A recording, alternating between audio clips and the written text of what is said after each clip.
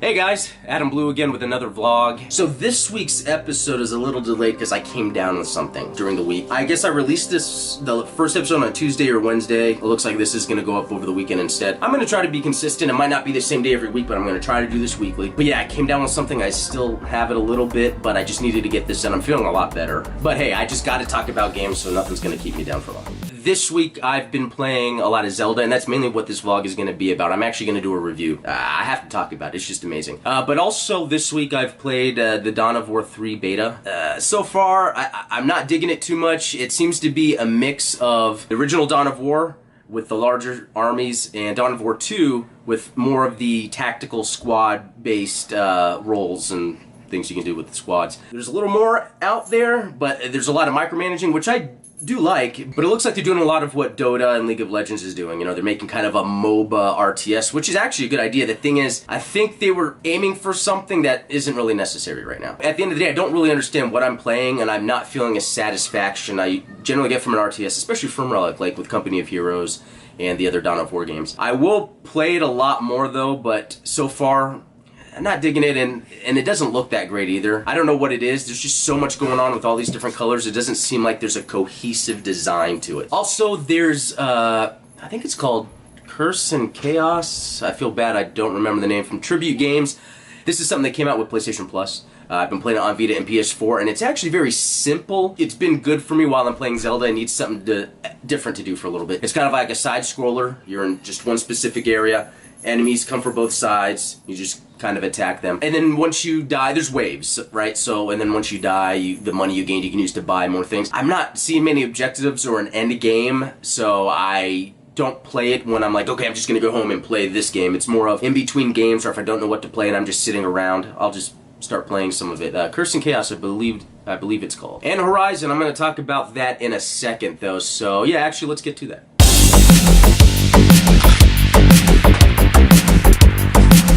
Horizon. I've been meaning to play this for a long time, never got to it. When I got my PS4 Pro, the main game for me to get was Neo, and that game is incredible. But finally got Horizon, need to jump into that, although right now I need to focus on completing Neo. I'm at the last areas, I guess, and then I'm also playing a lot of Zelda, so that is going to take a lot of time as well. I'll probably pop in some Horizon, check it out, see how it plays, give some quick impressions, and I know I'm a little late to the game on that, but I just gotta try it. I will be buying this though. The only reason I game flight it is just because I've been buying a bunch of other games. I'm just checking it out for now. Alright, so Horizon, it looks fantastic. The thing is, after playing Zelda, it is really hard to play another open world game. And I'll get into the specifics with what makes Zelda so good when I do my Zelda review. For Horizon, I think the few things that kind of put me off immediately, because I was so into Zelda, was going back to open world games, having those beginning hand-holding sections, which they're tutorials, they're trying to set you up. It's just that they're getting boring, how these games are always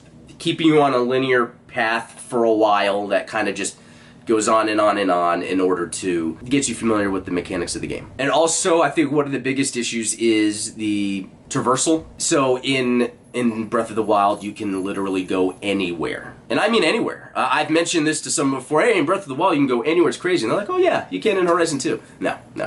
In Breath of the Wild, you can literally scale anything that's in front of you. You can get around anything. It's fantastic. So playing Horizon, I felt more constrained. I didn't feel like I had total control of the environment. This is what I'm going to get into with the Zelda review. I know it's kind of unfair for Horizon. I really think it is. I really wish I played Horizon before Zelda, because it is a completely different experience. I don't even think I can go back to playing Assassin's Creed, Watch Dogs, any other open world game, because Zelda just did so many new things, and look at me, I'm just gushing about Zelda. Let's just get to the review. Alright, got some mail. I think I know what it is. There is what I believe a DS here. That could be a clue to what's in here. No, but this is extremely awesome. Right here is the Dark Souls Collector's Edition, or whatever they called it. Huge fan of the Souls games. I'll show you guys in a second. I have like a little Souls shrine. But what's cool about this is it has this little sleeve on here. Get it off. It's got this cool tin. Really cool art going on. Open it, and it's got the game, which I already own probably 10 versions of.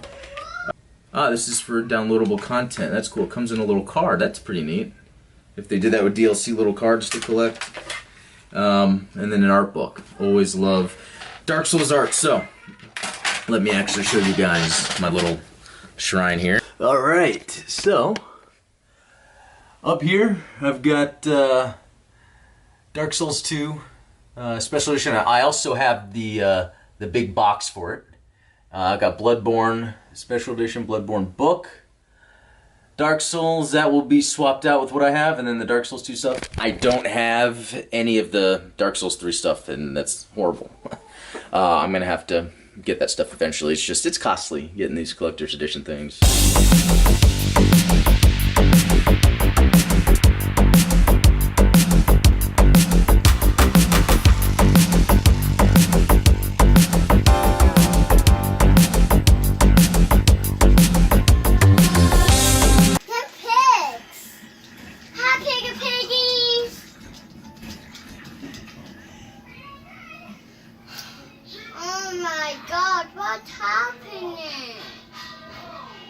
So, Breath of the Wild is the first Zelda game I've played on release since Majora's Mask. After Majora's Mask, Wind Waker went into a different direction, wasn't interested in that. Twilight Princess, I made a mistake and got it on the Wii first, and with the world being flipped and using motion controls, I just couldn't get into it. And then it just kept happening with other Zeldas until playing Hyrule Warriors on the Wii U, which got me to go back and play through all the games again. And I enjoyed them. I really did enjoy all these Zelda games. There's just flaws with them, right? Breath of the Wild goes into a completely different direction while remaining the same in the roots of what Nintendo is trying to do with Zelda. So Breath of the Wild is an open world game, and like I said before, you could go anywhere you want. It's amazing. And the game doesn't do any hand-holding. You start the game, and by the way, I'm gonna do as little with spoilers as possible. I want everyone to be able to hear this because I want you to play the game and I want you to experience all the surprises I did, so I'm not going to spoil it. The game at the beginning, it does very little hold your hand. There's specific things you have to do right at the beginning that pretty much saying this is how you play the game. That it gives you all the tools right away that you need to play the game. And so the whole remainder of the game is just how you use the tools. First objective, defeat Ganon.